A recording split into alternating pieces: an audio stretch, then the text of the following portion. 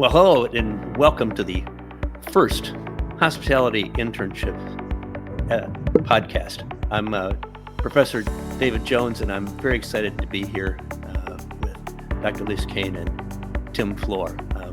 My background a little bit here, I'm a retired academic who spent the first half of his career in the industry and the second half in academia, and I've created a couple of enterprises in my retirement focused on student internships, which has always been a passion of mine. One of those is directed towards the students, Insights on Internships from Professor Jones podcast, and the other is my coaching practice, Innovative Internship Coaching, which is designed for both hospitality businesses and academic institutions. And I'm really happy to be associated with hospitality internships and want you to hear more about them and about the founders. And let me start with Tim to give us a little background on himself and a little bit about how hospitality internships got started. Sure. Thank you, David. So my name is Tim Floor. I'm an associate professor of teaching at the University of Memphis's Kemmons Wilson School of Hospitality and Resort Management. My background has been in the hospitality industry since I was 15 years old.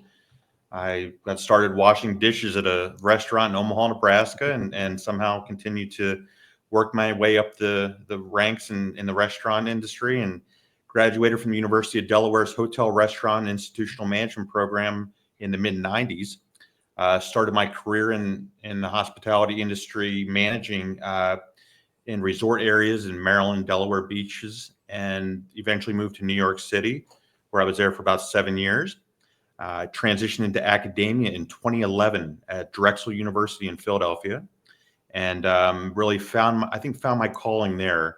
I really enjoyed working in academia. It was a little bit of a transition going from industry to academia, but the gentleman that hired me there at Drexel, he came to the University of Memphis the following year, and somehow in 2015 he persuaded me to move to Memphis and work at the university here. And so I've been full time in academia for here at the university for the last 8 years. Through that, I ran the internship program at the University of Memphis's Kemmons Wilson School. I then was heavily involved with an organization where I met Lisa and a few other great academics and great friends. And over the years, we were kicking around this idea of hospitality internships, which we'll talk about here in just a minute. And things just came about in 2023. So Lisa, how about your background? Thank you so much, Tim and David. Hi, everyone. My name is Lisa Kane. I'm an associate professor in the Chaplin School of Hospitality and Tourism Management at Florida International University. I have a hospitality background in fine dining and front of house services, and I teach women in hospitality leadership, global issues, and competitive methods. Internships are a passion project of mine. It's also something that I think we all know is vital to the success and longevity of our industry, as well as the people who work in it and start in it. And I'm really honored and excited to be part of this hospitality internships team. Oh, great. I'll tell you, what you guys have created is amazing. And I'm sure people are going to love to hear more about it. So let me ask you first, Tim, what inspired you to create hospitality internships, and what challenges have you faced in getting it off the ground? What I found as the internship coordinator at the University of Memphis was it was tough finding good quality internships for students. And that's, I think, what really started this entire venture that we started on. Finding good quality internships, also from a career services standpoint, and helping them to launch their careers. Good entry-level management positions and management training program opportunities and all that. But it really kind of came down to the internships, and I would have at least probably a dozen calls and emails a week from employers who are looking for interns. And really there was no way of there was no site to have that all of the positions on, and I ended up playing matchmaker many times, and I thought there has to be a better way of doing this. So with that in mind, we started in probably early 2023 putting this concept together and came up with what I think is a really unique concept. And Yeah, so I was really excited when Tim approached me about hospitality internships. So I have the good fortune of working at an institution where we have a very robust and involved career services center, and we have one within the chaplain school. So it is hospitality specific, but we also work with a lot of the surrounding colleges and institutions. And I know that a lot of hospitality programs are smaller throughout the country and don't have access to the services that we have in the chaplain school, for example. And so to me, there seemed to be this gap between sort of the haves and have nots, if you will. And it seems like a really good service to not just the industry, but the people who may not be aware of how exciting and diverse and multifaceted our industry is, to provide them with opportunities to have, as Tim said, meaningful internships where they can really get a finger on the pulse of what it means to work in our industry and not just make photocopies and, sort of do grunt work, but really get a feel for what it's like to be a contributing member of our industry and really inspire future generations to become part of this incredible field. And so that's what inspired me to join the team. Not to mention, I like working with Tim. Well, I'll tell you, from my background and experience, I can't tell you, I could agree so much with your need for this kind of thing. And when I first saw it through one of the AAC members, the Academic Advisory Committee members, I jumped right on it to get the connection here because I thought, wow, this has been long overdue. So I'm excited about it. So how do you see the site making a difference to students, educators, industry professionals alike? Then how is it going to bridge that gap that you both found and getting it started? a couple of the main things that we wanted to do and needed to do was to help address the talent gap for the industry. We all know that they've been experiencing uh, huge issues. Even before COVID, it was tough, but now it's even tougher. So we wanted to do everything we could to help create a more robust talent pipeline for future leaders in the industry. So before we even started the website, we did extensive research to find out every hospitality, tourism, and culinary arts school from across the globe. And we came up with around 1,200 schools where you can see all the schools listed on our site. Um, and just like Lisa said, one of our main goals is to help kind of level that playing field between some of the schools, maybe smaller 2-year colleges, community colleges that don't have a robust career services department. They don't have the connections that a lot of larger schools do. So it was one of the things that was driving us was to be able to reach all of those schools and to make this available to them. So again, it's free for students, it's free for programs. The only people that pay for use of the site are employers. So with that, I think we've done a really good job of growing globally, which I know we'll get into in a minute. Our entire mission here is to help bridge that gap between education and academia. And I think over the last year and a half, we've done a really good job of starting on that. Absolutely. Well, Lisa, let me ask you a question here.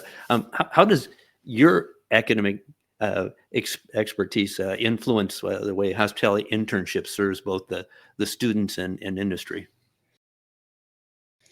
Well, I think it's both personal and professional, right? Because I was a hospitality student once upon a time, and I did have an internship class. And I was very fortunate in that it was a meaningful internship that I got to experience. And based on the way that the class was designed, I had a very engaging and meaningful project. And I had leaders in my industry experience who really helped cultivate that and guide me.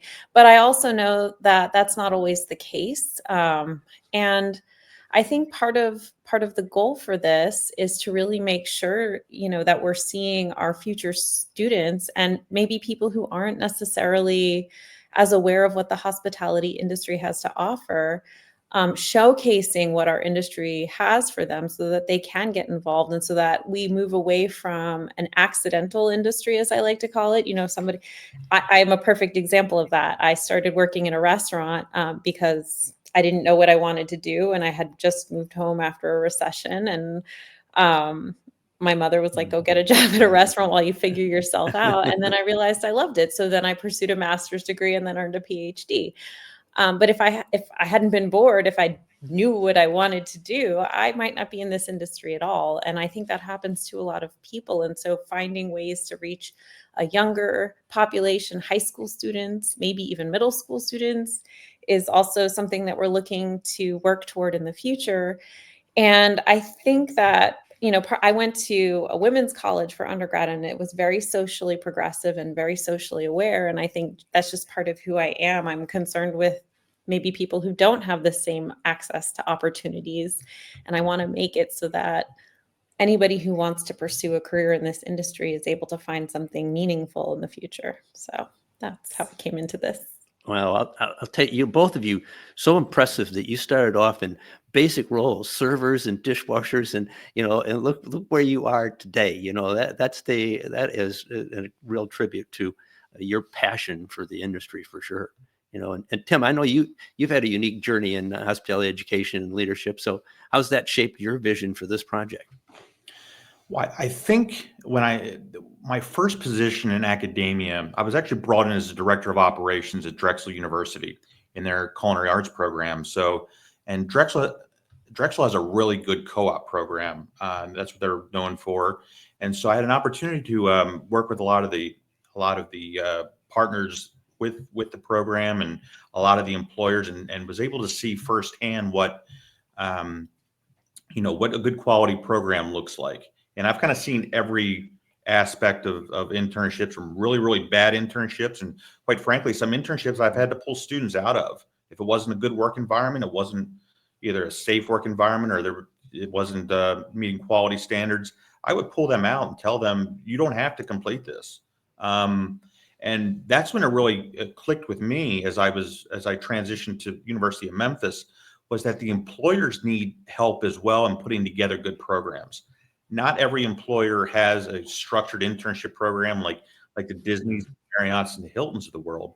So I had to create a handbook for both employers and students in order to make the internship a good, valuable experience for the students. So with that in mind, that's what also helped to plant the seed for this business, was that our industry needs to raise the bar with internships. So one of the things that we're doing in our right now within hospitality internships is we have a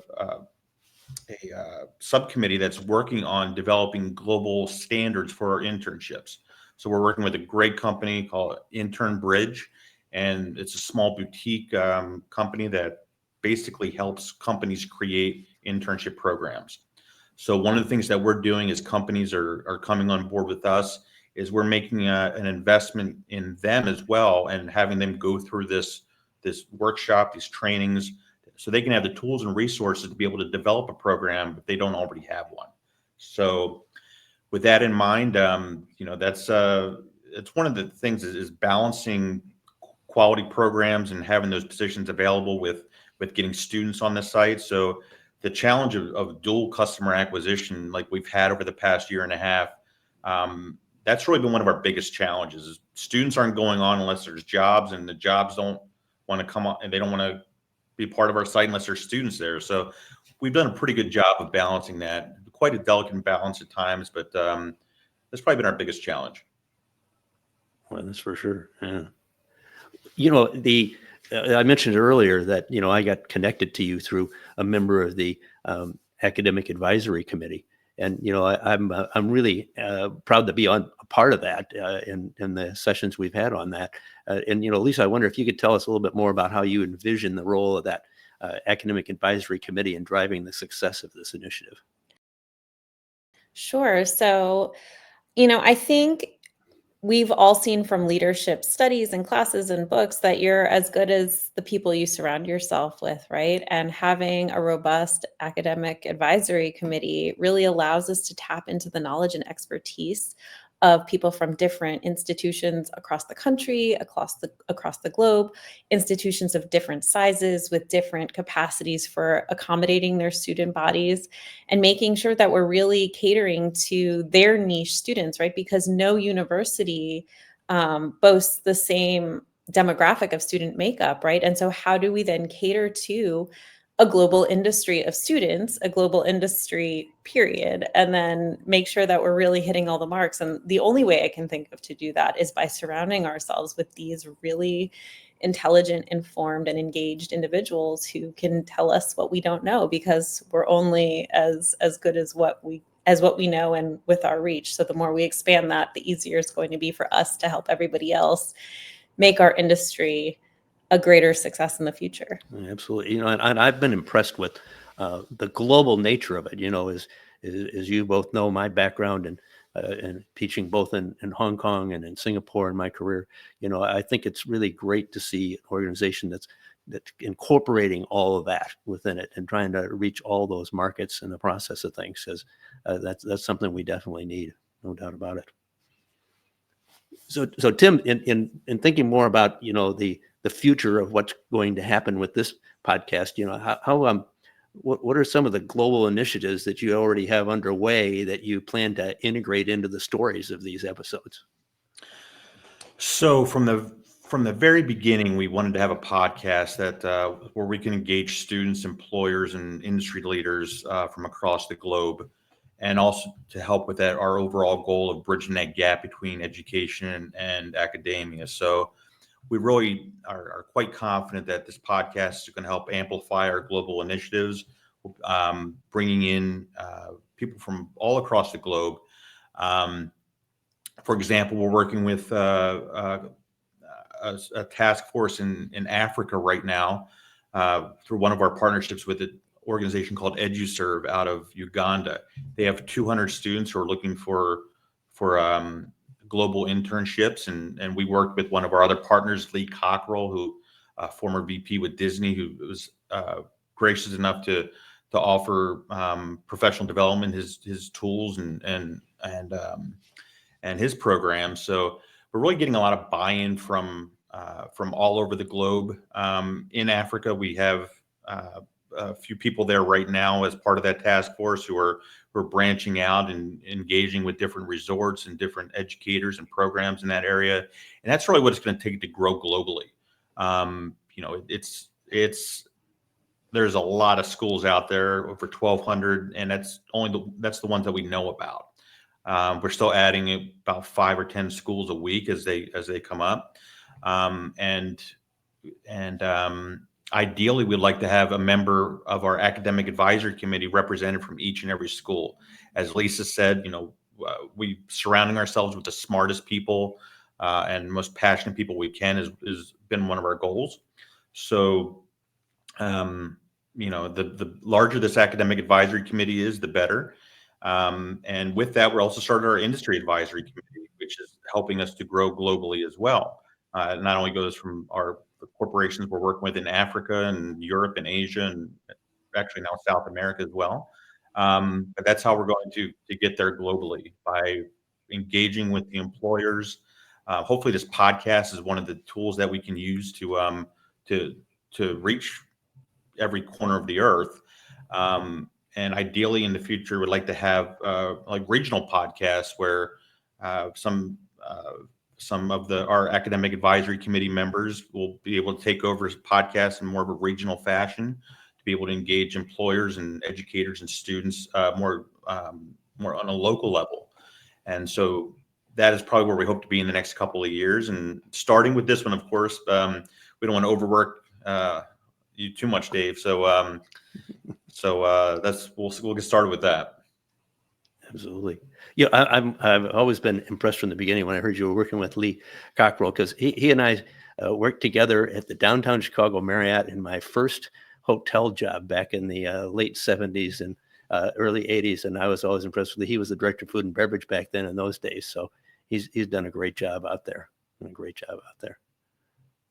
David, I know you talked a little bit about your what you've done in the past.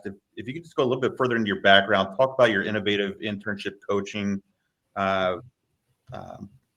company that you have, and also the Insights on Internships podcast. I think everyone would love to hear a little bit about that. Oh, sure. Thank you, Tim. Well, yeah, first, Innovative Internship Insights from Professor Jones is my podcast, and I created that because of my 25 years of academic experience with internships and the inconsistency that I often saw that you both talked about along the way. And I thought, here's an opportunity to give back my knowledge to students with insights and so on that would help them to make their internship more valuable to them for their future careers. So it addresses the before, during, and the after, and the first episodes were about the academic experience. But, at the same time, what happened is I decided to, get back into the industry and work part-time at a front desk at a resort hotel here in Pismo Beach, California, where I live. And I thought, maybe I should incorporate the practice what I preach aspect here and see if I can take some of that aspect of what would be oftentimes an internship job experience working at a front desk at a hotel. So I've incorporated some of that as well, which was fun for me to do because it also made me more effective in the job that I was doing at the same time, And then the other part of the equation in terms of the projects that I'm working on is the innovative internship coaching, and again, it's going back to that issue of inconsistency aspect.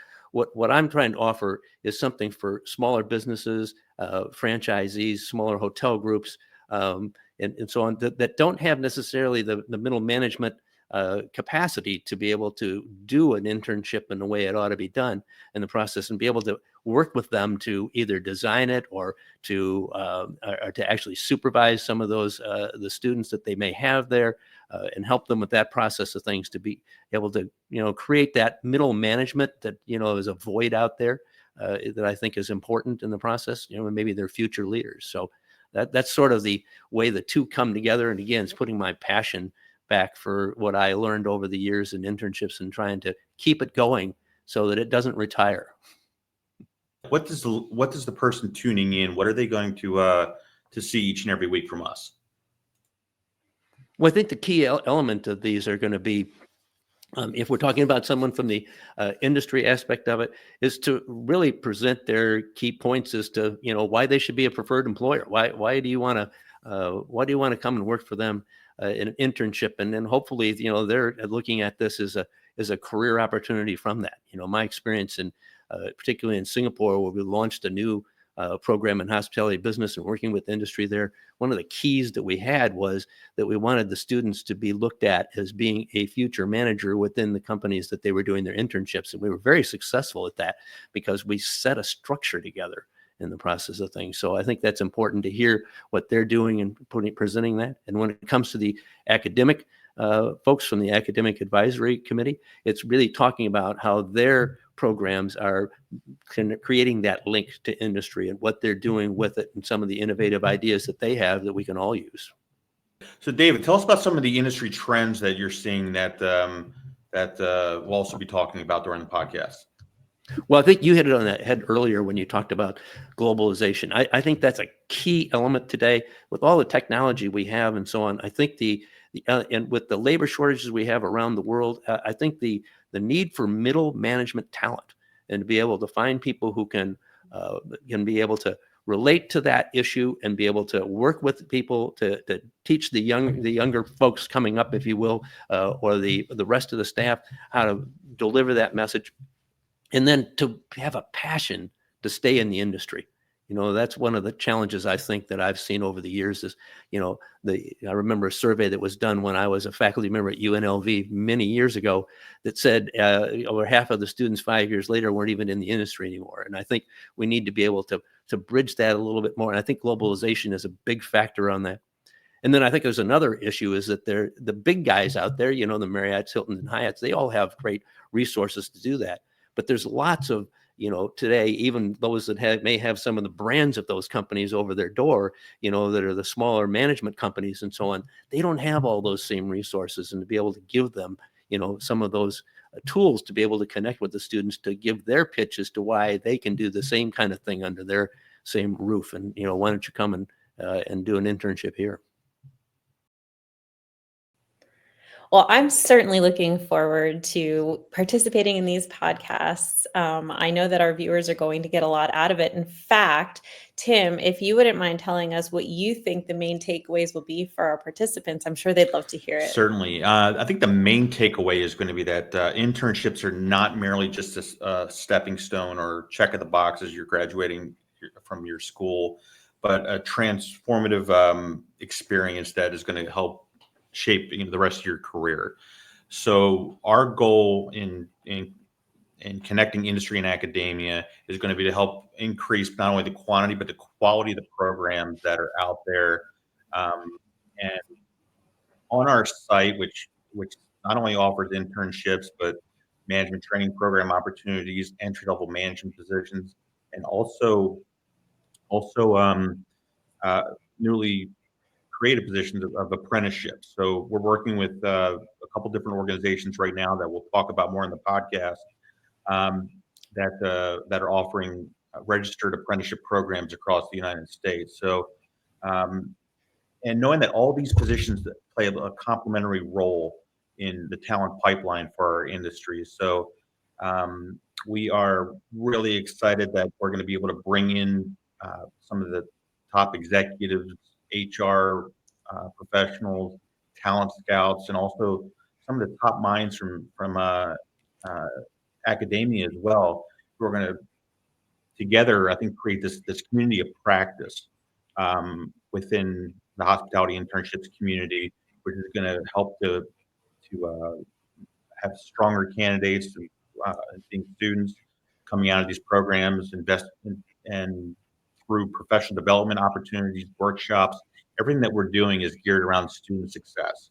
So we're really, I think, fortunate, and I think this podcast is going to bring out a lot of the major players from across the globe that are heavily invested in this and passionate about seeing the student success. So we're excited to get this launched. I'm excited to see Absolutely. this community come together and really gel around this concept. David, did you want to share your key takeaways as well? Well, I think one of the things that I alluded to earlier is that, the ability to expand the opportunity to do these things to organizations that aren't part of the big ones that have all the talent, the people that they have out there searching for them, to be able to join in on that, to be able to give a platform for them to talk about some of their unique things. I'll give you an example here on the Central Coast of California.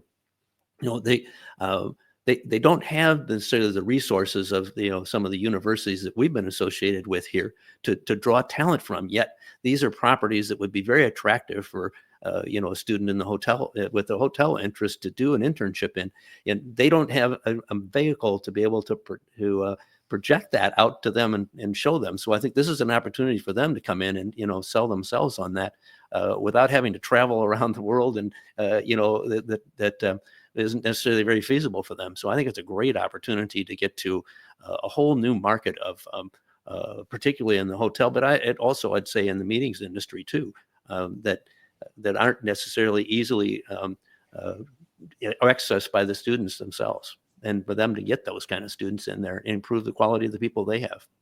So I think it's a terrific idea, and I'm excited to be part of it. Well, I know we're both excited to have you part of it. I am so honored to be on this team. And David, thank you so much for agreeing to co-lead these podcasts. And Tim, thank you as always for bringing me into the fold. This is so exciting because, as I said before, I think all of this is about creating a community and really giving access to those people who don't necessarily have access to certain things. And certainly with all of the industry experts and the academic experts we're going to be bringing on, we're granting access to people who might otherwise be unattainable to our students and our future industry employees. So thank you all for your time for watching the podcast today, and we look forward to seeing you on future podcasts.